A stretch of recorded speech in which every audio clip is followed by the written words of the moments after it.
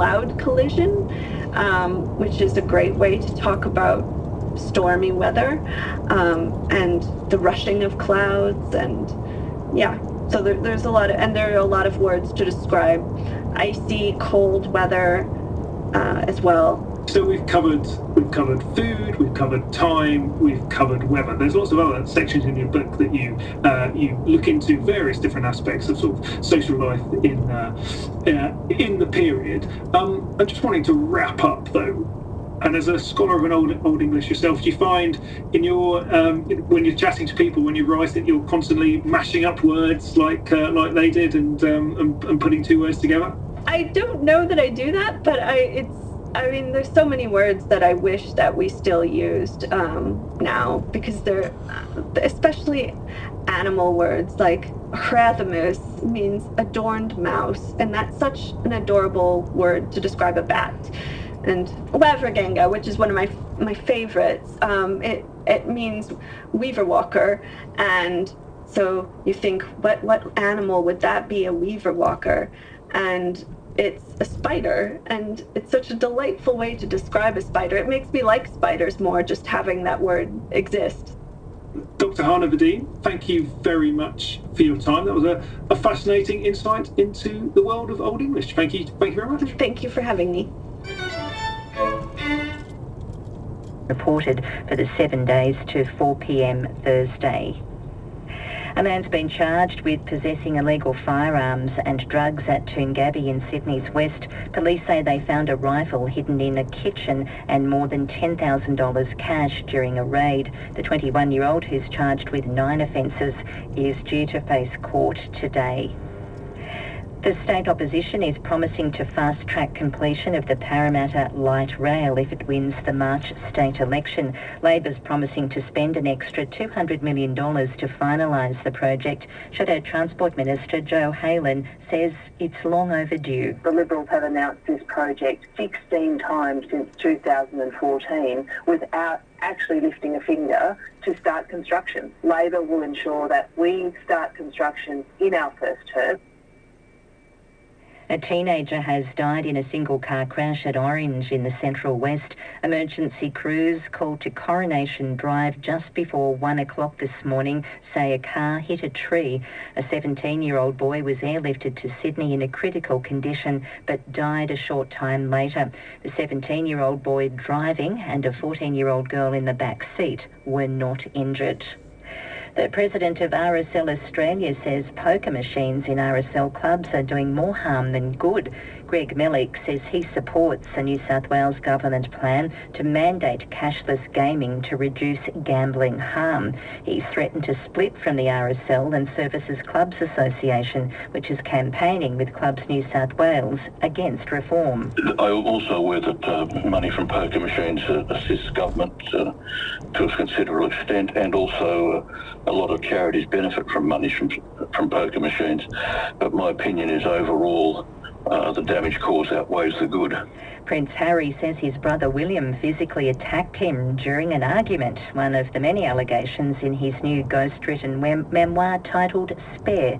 Our Europe correspondent Nick Dole reports. He grabbed me by the collar, ripping my necklace, and he knocked me to the floor. It's just one of the allegations in the Prince's new book, which has somehow found its way onto shelves in Spain. He also claims William and Kate actively encouraged him to go to a party in 2005 dressed as a Nazi. He says William's been both his beloved brother and his arch nemesis. Both he and William begged his father not to marry Camilla, he says, and while he believes she makes him happy, he's accused the Queen Consort of leaking stories to the press. Nick Dole, ABC News, London. Australia has...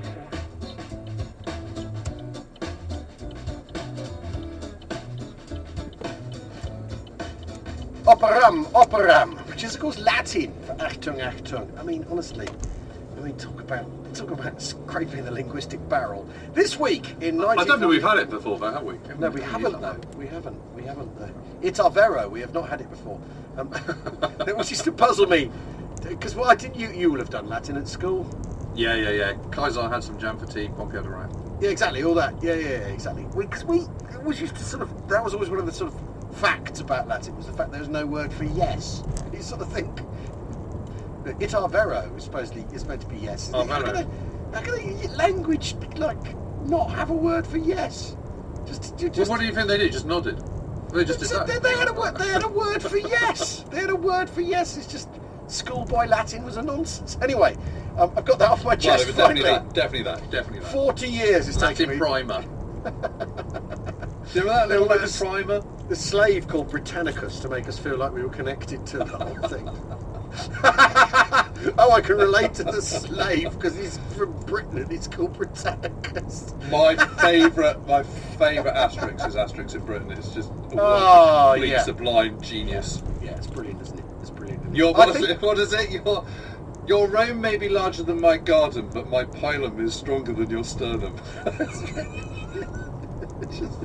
Genius. The colonel. When I was a kid, he used to regularly have to go to France for work, and he'd always bring an Asterix back with him in French. That'll test you. Well, the idea being that that would improve my French. So what I used to do was at school, I'd get hold of the English translation and basically learn it. The cheat.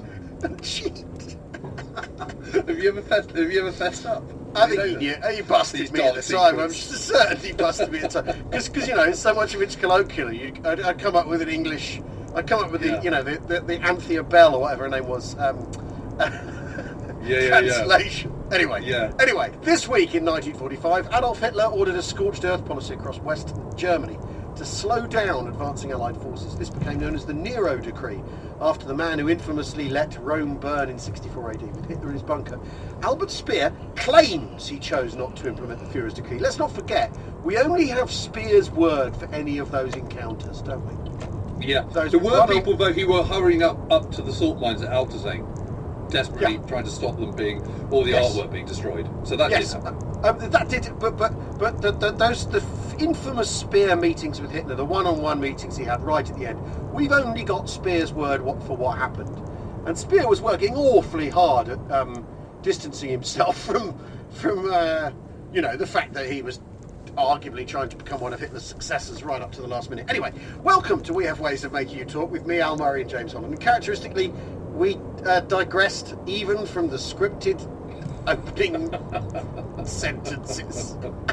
Well, yes. I mean, and you. I mean, it's great to see you because you've had the plague, haven't you? Yes, Yes, Wednesday. I was feeling very weird on Wednesday, and I thought, I'll take a COVID test just to be sure. And I'd read someone on Twitter saying, you've got to leave it the full quarter of an hour to be absolutely certain. So I did, and I came back and there's the bloody red line.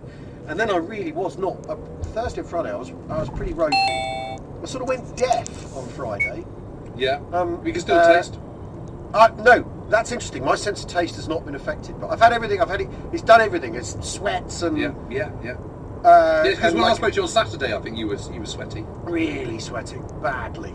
But and I couldn't concentrate and all that sort of stuff. Although that has recovered. So I've done my reading. Yeah, well done. So are you back on the road this week? Is that the plan? Yeah, we start again. We should be back on the road.